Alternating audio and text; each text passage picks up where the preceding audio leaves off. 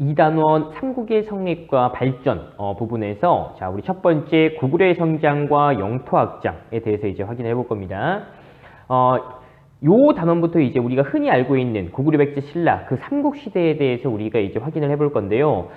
보통 이제 이 삼국 시대 전까지는 학생 여러분들이 이제 잘 이제 따라 오는데 삼국 시대부터 약간 이제 그 내용도 좀 많아지고 이전보다 그리고 좀 이제 좀 어려운 그런 이제 역사 용어들이 등장하다 보니까 좀 이제 본격적으로 좀 어려워하기 시작을 하는데요. 여러분들 이제 잘 한번 이제 따라와 보세요. 자, 그렇게 이제 보고요. 자, 본격적으로 이제 고구려에 대해서 우리가 이제 먼저 확인하기 전에 이제 시대별로 우리 이제 그 사회가 어떻게 이제 형성이 됐었는지에 대해서 먼저 요걸 이제 배경으로 한번 확인을 하고 갈게요. 자, 뭐냐면은 자, 우리가 이제 뭐 구석기, 그다음에 신석기, 그다음 뭐죠? 그렇죠. 청동기, 철기. 이런 식으로 해가지고 지금도 이제 철기 시대로 쭉 가는 거죠.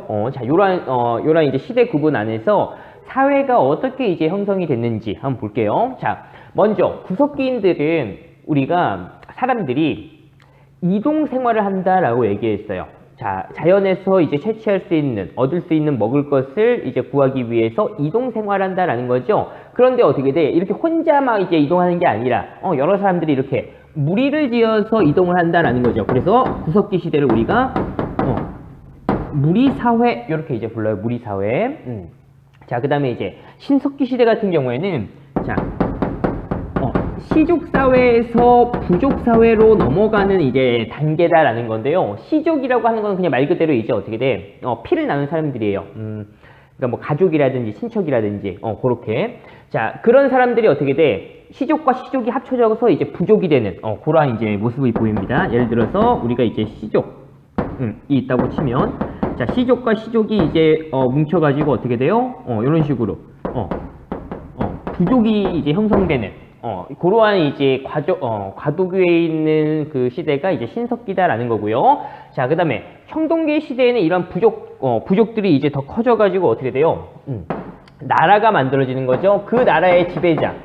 우리가 이제 군장이라고 이제 부르죠. 자, 군장 국가가 탄생한다라는 겁니다. 자, 이렇게 이제 부족과 그 다음에 또 이제 뭐 이제 부족 이 사람들이 이제 이렇게 이제 모이게 되면서 이제 나라 군장 국가가 이제 탄생을 하고요. 자, 이 철기 시대 보면요. 자, 이런 이제 부족과 부족들이 어떻게 돼요? 연맹을 맺어가지고요. 자, 나라를 만드는데, 자, 그 중에서 어떻게 돼? 이제 이 부족과 부족, 여러 이제 부족 가운데서 이제 가장 이제 힘이 센 사람을 뭐라고 부르죠? 왕, 이렇게 부르면서 연맹왕국이 이제 등장을 한다라는 겁니다. 자, 그래서요. 이렇게 이제 우리가 보면은, 자, 여기 가운데 이제 보통 이제 왕이 있고요. 우리가 이제 지난번에 이제 부여, 사출도 할 때도 봤죠? 마가, 우가, 저가, 구가 해가지고요. 각 지역은 어떻게 돼? 각 족장들, 족장들이 이제 다스리고요. 또 이제 왕도, 실질적인 왕이 다스리는 지역이 있다라는 건데, 실질적으로 보면은 지방은 결국엔 누가 다스리는 거야? 각 부족의 족장들이 다스리는 거죠. 그러니까 왕권이 그렇게 강하진 않다라는 거야. 이 연맹왕국 때는요. 왕이라는 존재는 있지만요. 그래서 왕 같은 경우에는 보통 이제 이 나라의 어떤 이제 외교, 뭐 군사 그 정도까지만 맞고요. 각 이제 실질적으로 이제 지방을 다스리는 거는 각각의 그 족장들이 그 자기 부족의 그 영역을 다스린다라는 겁니다. 자, 이러한 상황 속에서 자, 이 연맹왕국에서 자 점점 어떻게 돼요? 왕권이 강화되면서 어떤 나라가 등장을 하냐면 중앙집권국가가 등장을 한다라는 거예요. 자, 중앙에 권력이 집중된다라는 거야. 자, 중앙이라고, 여기에서 말하는 중앙이라고 하는 거는, 자, 결국에는 이제 왕이라고 여러분들 생각을 하면 됩니다. 자, 그래서 결국에 어떻게 돼?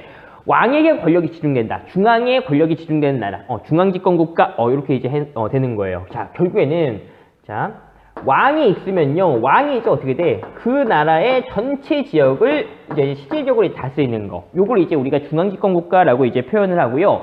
자, 요러한 이제 그 연맹국 때 이러한 이제 지방이 이러한 이제 족장들은 어떻게 돼? 여기에 오면, 중앙집권국가에 오면 왕 밑에 이제 관리로 편제가 되는 겁니다. 자, 그렇게 이제 보고요. 자, 우리가 알고 있는 이제 이 삼국시대, 결국에 이 삼국시대는 어떻게 돼요? 중앙집권 국가들이에요. 고구려, 백제, 신라 다 중앙 집권 국가, 왕권이 엄청 이제 강한 그러한 시대다라는 거 여러분들 이제 확인을 하고요. 자, 결국에는 그러니까 우리가 이제 고구려, 백제, 신라에 대해서 우리가 이제 확인을 할 건데 앞으로 지금 연맹왕국에서 지금 중앙집권 국가로 넘어갔잖아요. 그래서 기본적으로 여러분들이 고구려, 백제, 신라가 이렇게 중앙집권 국가로 이제 발전하는 그런 과정에서 나타나는 모습들이 일단 기본적으로 여러분들이 알아야 돼요. 자, 그러면은 이 중앙집권 국가에서 나타나는 공통적인 어떤 특징이 있습니다. 자, 그 특징을 여러분들이 먼저 기억을 해야 돼요. 자, 그러니까 고구려, 백제, 신라에서 어떻게 돼? 이러한 특징적인 모습들이 나타나고요. 그러한 게 이제 기본이 된다라는 겁니다. 자, 첫 번째는 왕위를 세습하는 모습이 나와요. 왕위 세습.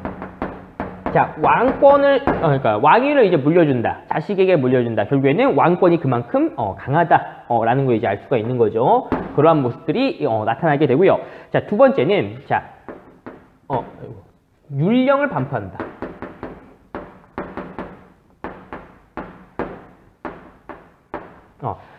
율령을 반포한다라고 했을 때 이 율령이라는 것도 어떤 이제 법, 제도, 그러니까 법이나 제도, 그러면 어떤 형벌, 그걸 이제 율령이라고 얘기합니다. 그걸 이제 알린다라는 거야.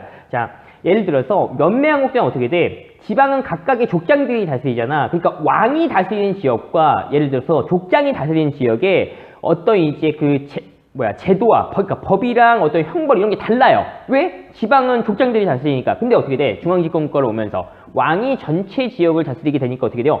똑같은 제도로서, 똑같은 법으로서, 똑같은 형벌로서 백성들 다스려야 되겠죠? 그래서 공통적인 그 나라에 공통적으로 이제 그 적용되는 율령이라는 걸 반포한다라는 겁니다. 자, 그렇게 이제 보고요. 세 번째 보면 자, 불교를 수용한다라는 거예요.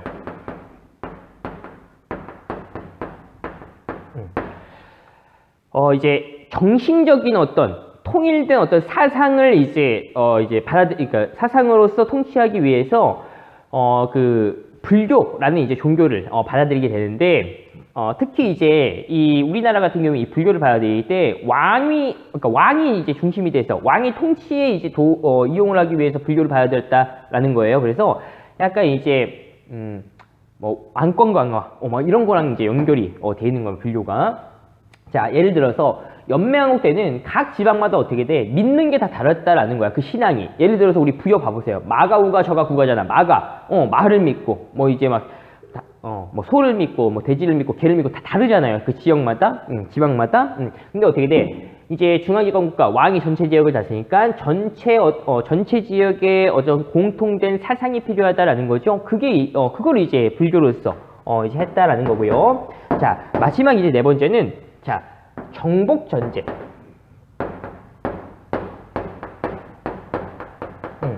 자, 전쟁을 통한 영토 확장의 모습들이 나타나요. 이 중앙집권 국가의 특징 중에서. 자, 그런데 여러분들이 요 삼국시대의 이러한 이제 그 영토 확장의 모습에서 여러분들이 이제 기억을 해야 될 거는 바로 한강유역입니다.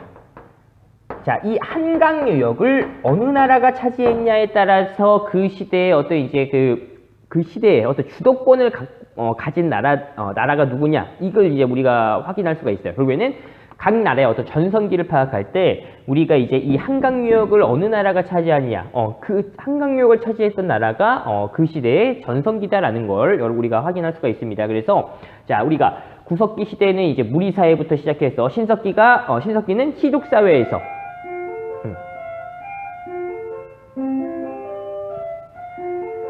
자, 신석기는 시족사회에서 부족사회로 넘어가는 단계. 자, 이러한 부족과 부족들이 막 모이기 시작하면서 총동기의 나라가, 군장국가라고 해서 나라가 이제 만들어지고요.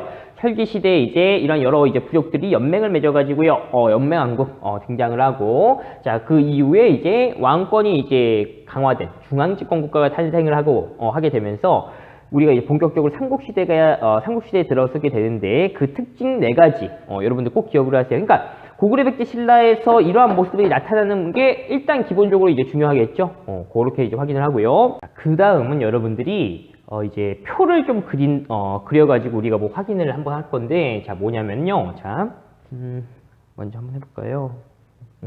자, 우리가 이제 이렇게 표를 한번 그려볼게요. 먼저 고구려, 그 다음에 백제,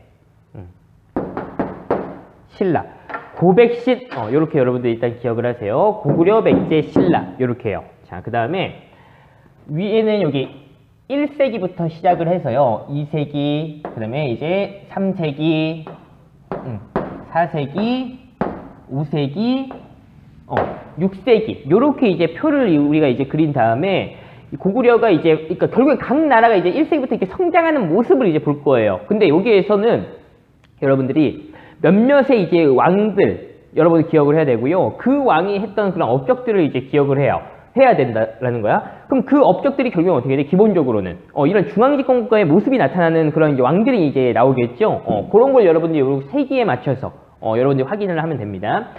우리가 보통 이제 삼국시대 요 시기에 관련된 이제 문제 중에서 한번 보면은 요런 문제가 좀 잘 나와요. 예를 들어서 뭐 3세기 때의 어떤 상황에 대해서 각 나라의 상황에 대해서 뭐 맞는 거 틀린 거, 뭐 4세기 막 이런 식으로 하면서 그 시기에 각 나라가 어떤 이제 상황이었는지 그런 걸 이제 묻는 게 좀 잘 나온단 말이죠. 그러니까 이렇게 표를 통해서 시기랑 표를 통해서 이렇게 여러분들 이제 정리를 하면 좋을 것 같고요. 자, 그 다음에 고구려, 백제, 신라 이 순서가 결국에는 중앙집권 국가로 발전한 순서예요. 자, 그러니까 고구려부터 제일 먼저 중앙집권 국가의 모습이 나타나고요. 그 다음에 백제, 그 다음 신라 이렇게 나타나는 거야. 그래서 어떻게 돼? 우리 교과서 편제도 어떻게 돼요? 고구려부터 나오고 그 다음 백제, 신라 이런 식으로 나오는 거야. 중앙집권 국가 발전 순서에 따라서. 근데 이제 건국 순서는 좀 달라요. 제일 먼저 건국이 된 건 신라야. 그러니까 신라 그 사로국 때. 그 다음에 고구려, 백제 이런 순이에요. 건국 순서는 신라, 고구려, 백제고요. 그 다음에 중앙집권 국가로 발전한 순서는 고구려, 백제, 신라다. 요거 여러분들 먼저 이제 확인을 기본적으로 하고요. 고구려가 중앙집권 국가로 발전하는 그런 이제 모습에 대해서 확인해 보겠습니다. 자, 첫 번째 이제 고구려입니다. 자, 일단 우리 이 고구려라는 나라는요. 일단 처음에 이제 어디에서 이제 탄생을 했냐면, 자, 졸본이라는 지역에서 탄생을 했습니다. 탄생했다가 그 다음에 수도를 옮겨요. 어디로 옮기냐면요. 이 졸본 바로 아래쪽에 우리 이제 국내성이라고 있습니다. 자, 국내성으로 수도를 잠깐 옮겼다가요. 그 다음에 나중에 이제 장수왕 때 평양성. 요런 식으로 이제 수도를 옮겼다라는 거야. 여러분들. 각 나라가 수도가 어떻게 변화했는지, 어떻게 이제 그 이동했는지, 그것도 여러분들 함께 꼭 알아둬야 되고요. 자, 먼저 첫 번째 한번 볼게요. 자, 고구려 같은 경우에는 이런 중앙집권 국가의 모습이 나타났던 게, 자, 이 태조왕 때부터입니다. 자, 이 태조왕 같은 경우에는 1세기 후반. 이제 등장했던 이제 왕이다라는 거고요. 자, 우리가 지금 태조잖아, 왕이. 태조라는 거 우리가 알고 있는 게 누구죠? 태조라고? 뭐, 예를 들어서, 태조 왕건, 태조 이성계, 다 공통점이 뭐야? 나라를 이제 만들었다라는 거죠. 나라를 건국한 사람한테 우리가 보통 이제 태조라고 한단 말이야. 근데 지금 봐봐요. 고구려를 만든 사람이 지금 태조왕인가? 고구려 만든 사람은 누구야? 주몽이죠. 우리가 뭐 동명성왕 또는 추모왕 뭐 이런 식으로 이제 부르는데 이 주몽을요. 지금 태조왕이라고 하는 거잖아요. 자, 그래서 결국에는 여기에서 지금 의미하는 태조왕은 중앙집권 국가의 어떤 모습을 이제 보여주기 시작했다라고 해서 그냥 태조라고 이제 명칭이 이제 붙었다라는 거 여러분이 이제 확인을 하고요. 자, 먼저 이 태조왕 같은 경우에는 자, 왕위를 세습하는 모습을 이제 나타났다라는 겁니다. 보였다라는 건데, 이때는요, 형제에게 왕위를 물려줬어요. 자, 우리가 왕위를 세습한다는 것 자체가 왕권이 그만큼 강하다라는 거야. 자, 예를 들어서 우리 중앙집권 국가 바로 전에 연맹왕국 이런 때 보면은 각 여러 부족들이 있을 거 아니야. 그 부족에서 이제 왕이 이제 누구 한 명이 하죠. 끝났어. 왕이 뭐 돌아가시거나 뭐 임기가 끝났다 그러면은 다른 이제 족장들이 이제 회의를 통해서 이제 좀 힘센 족장이 이제 그 다음 왕을 하는 거야. 자, 그런데 지금 그렇게 이제 막 돌아가면서 왕을 하다가 이제 어떻게 돼? 어느 한 부족에서 어떻게 돼요? 왕위를 이렇게 물려주는 모습이 나타난다라는 건데요. 지금 처음에는 이제 형제에게 왕의 예를 들어서 동생 이런 형제에게 이제 물려줬다라는 겁니다. 자, 그리고요 지금 이제 우리가 고구려도요 오부족 연맹체라고 이제 이야기했어요. 오부족 연맹체. 그런데 그러면은 지금 이제 형제에게 왕위를 물려준다라고 얘기했잖아. 어떤 부족이. 자, 그 부족이 어떻게 돼요? 이제 이후에 쭉 이제 왕위를 이제 세습해 나가게 되는 거죠. 자, 그 부족이 누구냐면요, 게르부.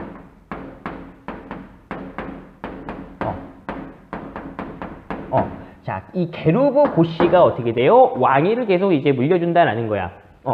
우리 뭐 이제 고구려의 뭐 부족 5개 이제 부족이 있잖아요. 뭐 게르부, 소노부, 전노부, 관노부, 뭐 순노부 이렇게 해서 5개의 부족이 있는데 그 부족 외우지 마세요. 이 부족 가운데서 여기 게르부만 여러분 기억을 하세요. 게르부 고씨. 성씨가 고씨다라는 거야. 자, 이 게르부 고씨에서 이제 왕위를 세습하는 모습이 나타났다라는 거 여러분들 이제 확인을 하고요. 자, 또 이 태조왕 같은 경우에는 자, 우리 지난번에 연매한 것 중에서 고려 바로 밑에 우리 함경도 지역에 옥저라는 나라가 있었죠. 자, 이 옥저를 복속시켰다 라는 겁니다. 그러니까 저희는 차지했다 이런 거예요. 자, 그 다음에 또 요동 진출을 도모했다라는 게 있어요. 도모했다라는 거 이제 이렇게 하려고 이제 생각한다라는 거지. 자, 요동으로 이제 진출하고자 했다라는 건데요. 자, 여기서 우리가 잠깐 지도를 잠깐 한 번만 확인해 볼게요. 자, 이 요동이라는 게 우리 여기 요하의 동쪽 여기라는 거잖아. 지금 고구려 같은 경우는 여기에 지금 있는 거야. 압록강 바로 위에. 여기가 이제 고구려의 이제 수도인 거고요.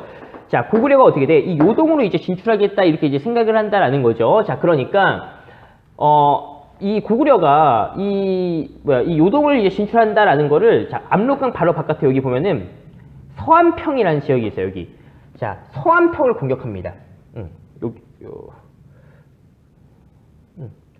자리가 여기다 써볼게요. 자, 이 서안평이라는 것을 공격하면서 요동 진출을 하고자 한다라는 모습을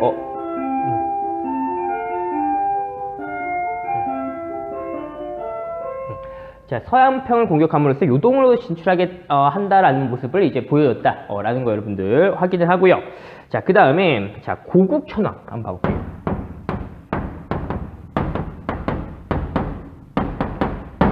지금 나오는 왕들 여러분들 다 기억을 해야 됩니다. 자, 고국천왕 같은 경우에는 우리 2세기 후반이고요. 자, 고국천왕도 어떻게 돼? 이 왕위를 세습하는 모습이 나타나긴 해요. 자, 그런데 이 고국천왕부터는 어떻게 하냐면요, 바로 형제가 아니라 이제 부자상속. 자, 형제상속에서 부자상속으로 왕위 세습이 바뀌었다라는 거는 그만큼 더 왕권이 더 세졌다라는 거야. 형제면은 나이가 비슷할 거 아니야, 왕이랑. 그러니까 어떻게 돼? 나이가 비슷한 그 형제에게 물려준다라는 거는 그만큼 그러니까 다른 그 부족의 어떤 이제 반대, 이런 것도 좀 이제 어떻게 돼? 반대가 그렇게 많지 않겠다라는 거지. 나이대가 어차피 왕이랑 비슷하니까. 근데 아들에게, 한참 어린 아들에게 물려준다라는 거는 그만큼 반발이 더 클 수도 있는 겁니다. 그러니까 그걸 이제 시행했다. 그렇게 이제, 그런 이제 뭐, 반대를 이제 물을 쓰고 왕위 세습을 했다. 그만큼 왕권이, 강하다. 이런 걸 이제 보여주는 거고요. 자, 이 고국천왕에서 제일 잘 좀 이렇게 잘 나오는 그런 내용은, 자, 부족적인 오부를요, 자, 행정적 오부로 개표했다.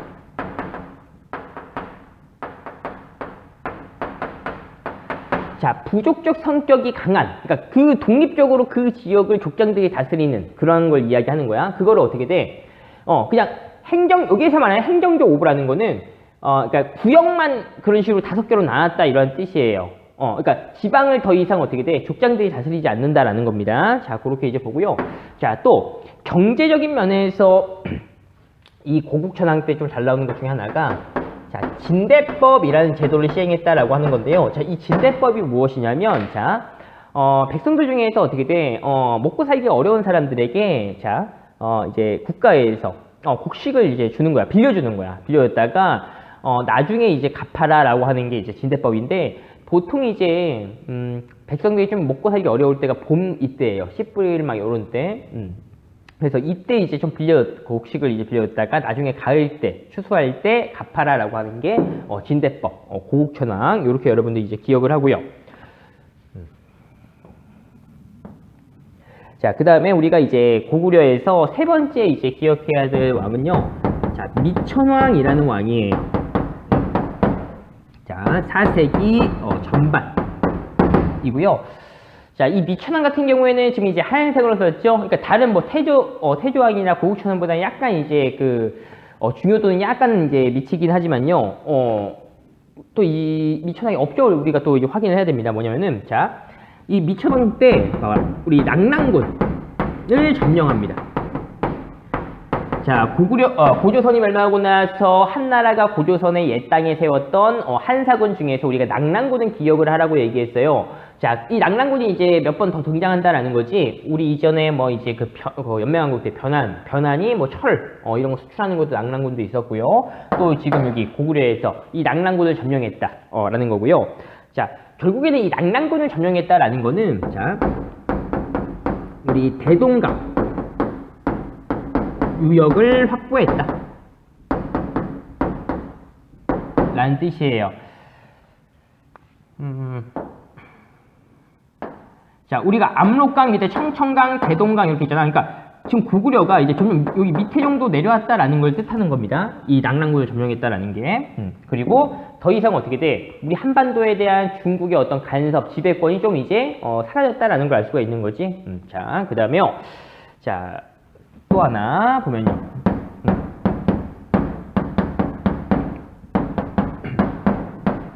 자, 고국원왕이라는 왕을 우리가 또 이제 확인할 겁니다. 자, 고국천왕, 고국원왕, 이거 달라요. 고국원왕 같은 경우에는요, 자, 이 업적은 뭐냐면은 죽었다라는 게 업적이야. 자, 당시 이제 우리 백제의 왕이 누구였냐면은 백제의 어떤 전성기를 이끌었던 왕이 있어요. 근초고 왕이라고요. 자, 이 백제의 근초고 왕이 평양성을 공격합니다. 자, 그래서 이 평양성에서 죽어요.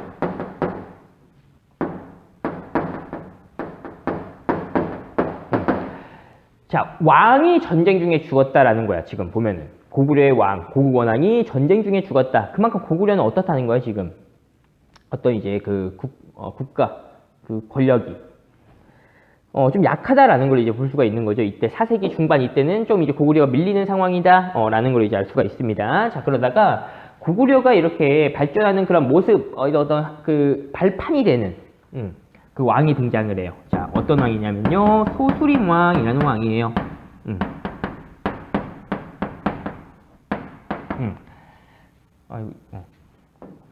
자, 소수림왕이라는 왕부터 해가지고요. 우리가 이제 고구려가 이제 발전하는 그런 이제 모습들이 나타나는데, 소수림왕의 업적이 딱 세 가지가 있는데요. 이게 엄청 잘 나오니까 여러분 잘 기억을 하세요. 자, 첫 번째는, 자, 불교를 수용했다. 자, 우리 중앙집권국가 특징 중에 하나가 뭐예요? 불교 수용이다라는 거죠. 자, 근데 이 불교를 그러니까 어느 나라로부터 이제 들여왔냐라고 하면, 자, 전진이라는 나라한테 이 불교를 받아들였다라는 거야. 자, 그러면은 이 전진이 어떤 나라인지는 우리가 일단 이제 중국에 있는 나라예요. 어떤 나라인지는 우리가 이따가 확인해 볼게요. 이따가 나중에. 자, 그 다음에 두 번째는요, 율령을 반포했다 라는 거예요. 자, 불교를 받아들이고 율령을 또 이제 반포했다. 이것도 어떻게 돼요? 중앙집권 국가의 특징이다라는 거지. 자, 그 다음에 세 번째는 태학을 설립했다. 태학, 대학교, 학교입니다. 학교를 만들었다라는 거야. 자, 그래서요. 그러니까 태학을 만들었다, 학교를 만들었다라는 건 결국에는 이 학교에서 가르치는 게 있겠죠. 뭐 가르치는 과목이 있을 거 아니야. 그 과목이 뭐냐면 이게 유학이다라는 거야. 그래서 삼국시대에 이 중국에서 이제 들여온 이 유학을 이제 가르쳤구나라는 걸 또 알 수가 있는 겁니다. 자, 그렇게 이제 해서, 자, 소수명의 업적, 불교를 받아들였다, 율령을 반포했다, 태학을 설립했다, 이런 거 여러분들 이제 확인을 하고요. 우리가 이제 다음 시간에 이제 고구려의 어떤 절정을 이제 누렸던 광개토대왕과 그다음에 이제 장수왕에 대해서 이제 확인을 할 거고요. 자, 우리가 이렇게 이제 아까 이제 표를 이렇게 그렸었잖아요. 자, 여러분들이 자, 그러니까 오른쪽 표를 그렸는데 왼쪽에 이렇게 우리가 지금 왕의 업적들을 이렇게 확인했잖아. 왕이 누군지. 자, 그거를 여러분이 여기에 적는 거야. 자, 우리가 제일 먼저 뭐라고 했어? 1세기 후반에 태조왕. 우리가 이제 확인했었죠. 자, 형제 간에 이제 왕이 세습하는 모습. 그 다음에 이제 게르보 고씨가 이제 쭉, 왕이 세습을 했다라는 거. 또 이제 욱조를 복속했다. 그 다음에 요동진출을 도모했다. 요런 거 여러분들, 이렇게 이제 기억을 하는 거고요. 자, 두 번째는 어떻게 돼? 고국 천왕. 언제요? 2세기 이렇게 이제 후반에 고국 천왕 등장한다라는 거지. 이제 그 부자 간에 왕이 세습하는 모습. 그 다음에, 그 부족적 성격의 오부를 행정적 성격의 오부로 개편을 했다. 그 다음에 진대법. 요런 거 여러분도 확인하고요. 자, 그 다음에 4세기 이때 되면 어떻게 돼요? 미천왕. 미천왕. 또 고국 천왕. 고국 원왕. 이렇게 등장을 하게 되는 거죠. 낙랑군을 이제 점령하고요. 또 고국원왕 같은 경우에는 당시 4세기, 백제, 이때가 이제 백제 근초고왕이요. 근초고왕이 공격했을 때 고국원왕이 평양성에서 전사했다. 요런 같은 그런 이제 그 시기에 있었던 다른 나라의 어떤 관계, 요런 것도 여러분 잘 기억을 해야 되고요. 자, 4세기 후반에 지금 어떻게 돼요? 유명한 왕. 자, 소수림 왕이 등장한다라는 거지. 자, 이 세 가지 업적. 불교 수용, 율령반포, 태약 설립, 요렇게 해서 여러분들 꼭 확인을 하세요. 그래서 결국에는 이 표를 딱 다 정리를 하게 되면 어떻게 돼? 우리가 이 삼국시대를 한눈에 딱 이제 볼 수가 있는 겁니다. 자, 오늘은 여기까지 하도록 할게요.